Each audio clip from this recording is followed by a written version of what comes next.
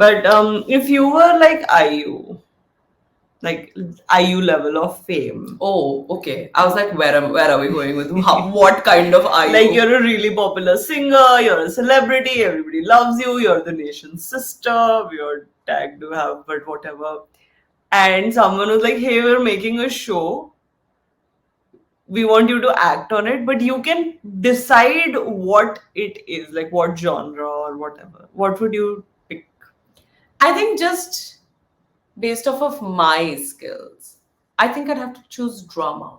Like what kind of drama? Give me more. Oh, sorry. I thought you said genre. Like, but like, I don't know. Can I choose mafia drama? yeah, okay. Are you the mafia kingpin? No. Are you the I am one of the underlings who kills the mafia to get to become the king. Oh, the mafia killed your parents and you're taking revenge, and then you I become infiltrated the mafia. Oh, I would watch this show so hard. Sounds like Vincenzo.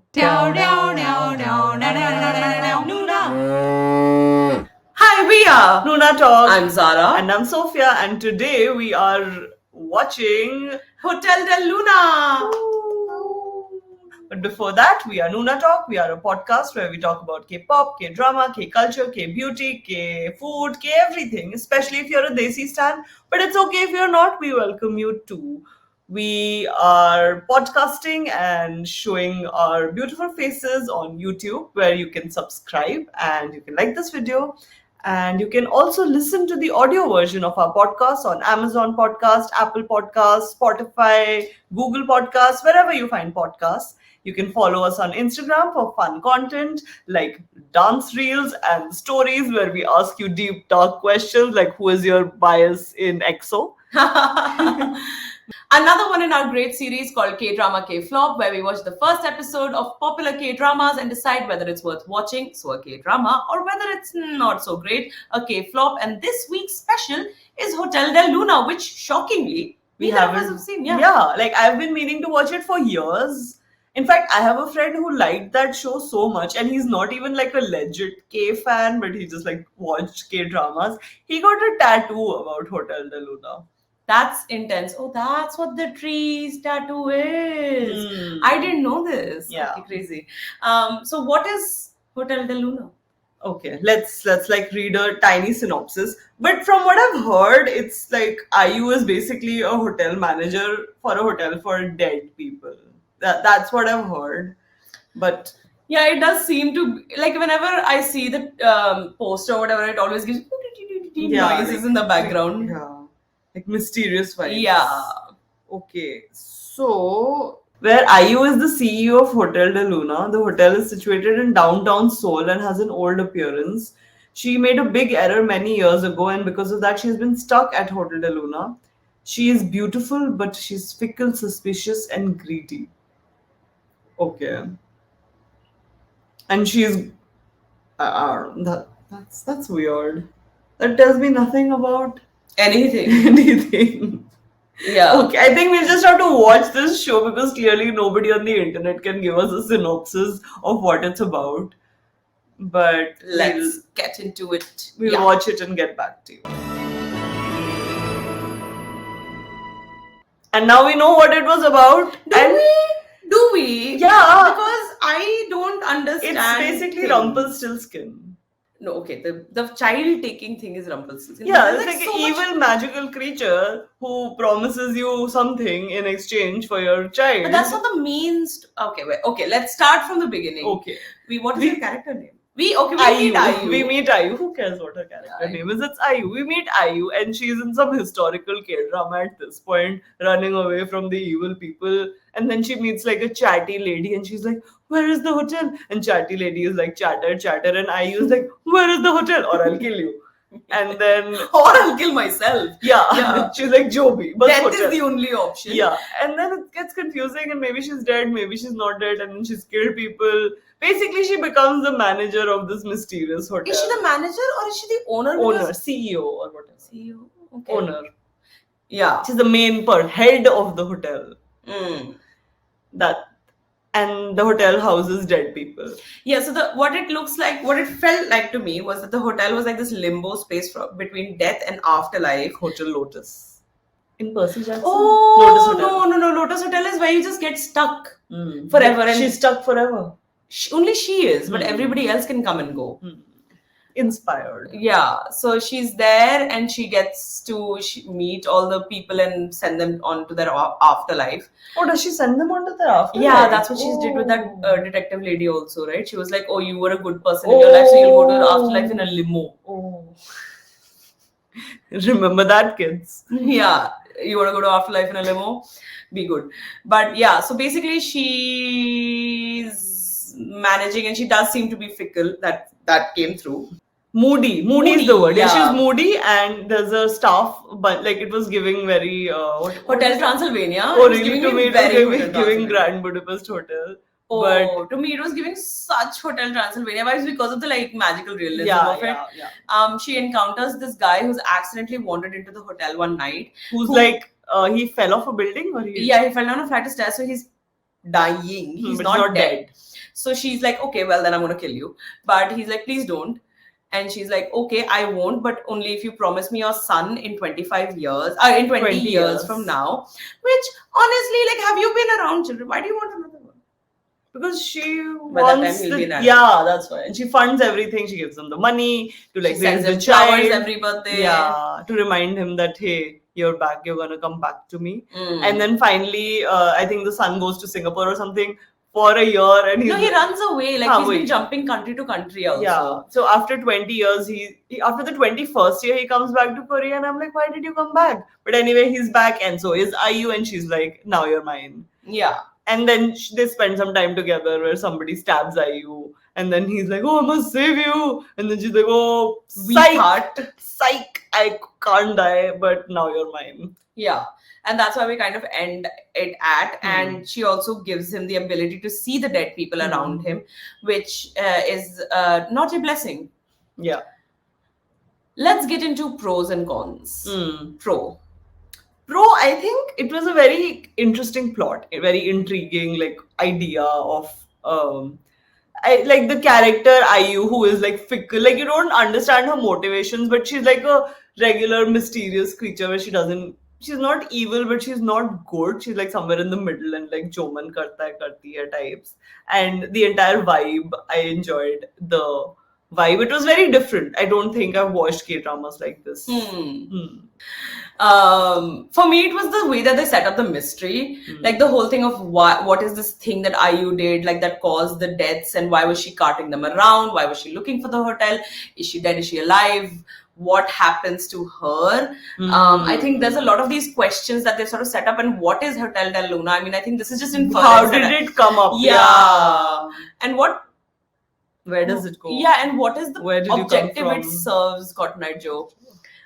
What is the objective it serves? Because at some point she's also taking revenge for another person. So is that what it is? I like there's a lot of questions which are unanswered, and not in a plot hole kind of way, but more in a intrigue kind of way. Yeah. Any other pro? Any other pro? I felt like I enjoyed the sets. The design of the set was very nice. It gave like the mysterious vibe that you're looking for. All of that really came through. And I also enjoyed the Harry Potter music. Thank you for saying music. Okay. Finally. Yes, they like wholesale churrowed Harry Potter ka theme song. They wholesale churrowed. I mean, it's not a churrowed thing because it's now free music. But like there was a lot of Mozart in there. And like one part which I'm fairly sure was just IU like doing vocal runs in the background. But finally, I mean, if you're paying for it, might as well. Finally, it made sense. The music went with what was happening on screen. It wasn't absurd. It wasn't out of the place. It necessarily wasn't like brilliant and like, you know, a element of its own. But that's fine. It doesn't have to be. It was so, I cannot explain how relieved I was. Yeah, because if you watch our other episodes of K-pop, K-drama or Kflop, you'll know that most K-dramas don't have music. They just don't seem to understand it. The plot or the story. But do you have any other pro? No, I think I'm okay. I have more. I was surprisingly shocked at IU's acting ability. I mean, not that like I thought she'd be a bad actress or anything like that. But usually when like singers become actors, you're not really expecting much. Yeah, I've watched 100 Days, My Prince. I know what it's like. But no, Ayu was great. I thought she was very good from the get go. And she seemed to have a character with a lot of depth because there were different emotions and layers that we saw throughout. Like Mulan, Ayu at the beginning with all her like sword fighting, and that one scene where she's like with the eye reflected in the sword, that was great. And then now modern fancy Dior Ayu who wants to drink champagne and eat caviar. Valid, so do we. But yeah, she was just eating bonbons and having a great time and like being mean to people. And all of that, like, it just flowed really well. At no point did it feel inauthentic. It didn't feel bad acting. It didn't feel forced. It was just really good. Yeah, I was very shocked. And I also really liked her outfits. Like, her outfits were slaying. Oh yeah, she was like slay. Like, but yeah, no, all of that was great. The house, however, okay, this is my first con. What house? The hotel. Achha. The hotel, however, and this is my first con where there's smoking, where it gave me too many flashbacks to like Haunting of Hill House, Haunting of Bly Manor. Like, it gave me that just because of the architecture and the ivy on the thing. But I think that's a me problem and not like a in fact, I think issue. It must be inspired, and I did feel like it's not a very positive show. Like, the mood that they're setting is there's like this underlying darkness to the like something. In fact, it reminded me so much of Harry Potter, because Harry Potter is not all fun and games, but like there is like it is fun and games on the outside and underlying darkness and sadness and death, and that's the vibe that this show gave me. Like, even with the ghosts and everything, like they weren't like funny ghosts, they were sad ghosts or angry ghosts or normal dead people ghosts, like nobody regular dead people. So yeah, I think the vibe was matching what they were trying to convey. Do you have a con?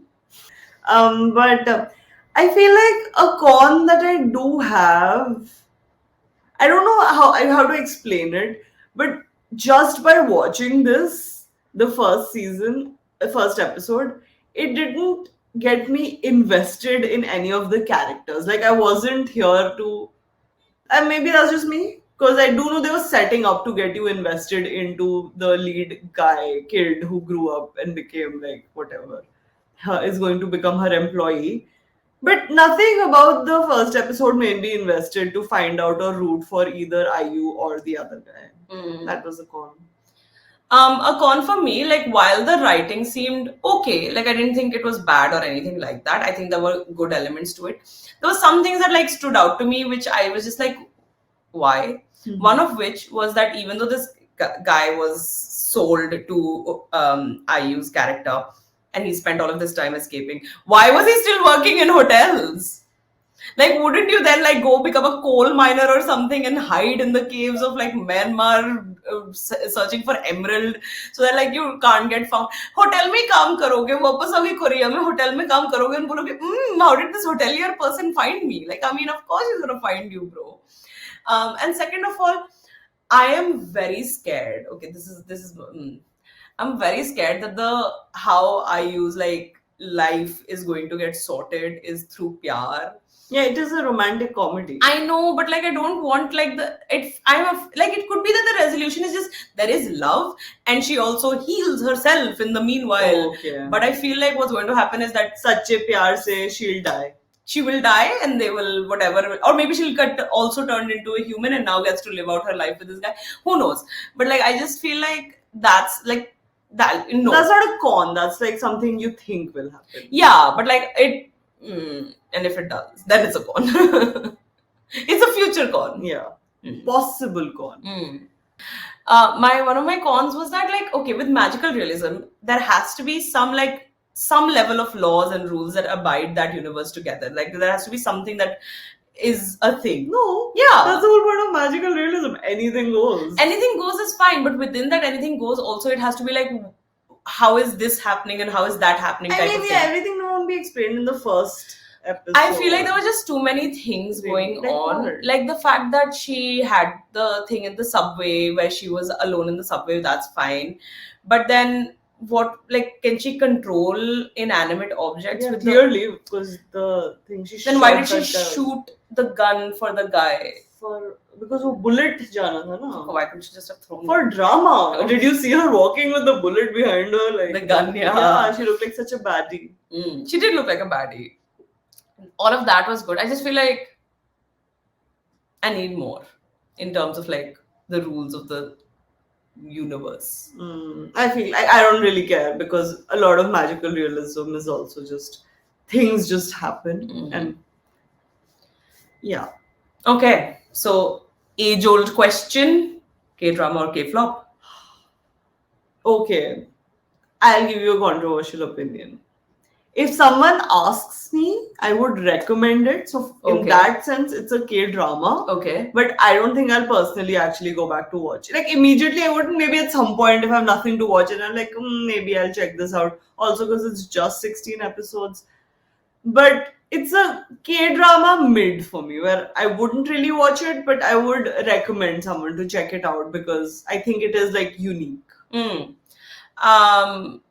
You say controversial, I say same. But no, yeah, but a lot of mine would be a different reason. Like, it's just not a genre I enjoy. Magical realism is just not something that necessarily is something I gravitate towards. I'm not kidding. I'm so sure Pyar is going to solve everything. And like, that's just not something I'm willing to sign up for because I know 10, 11 episodes from now when that For someone who exclusively enjoys romantic K-dramas, you do dislike romance and plots a lot.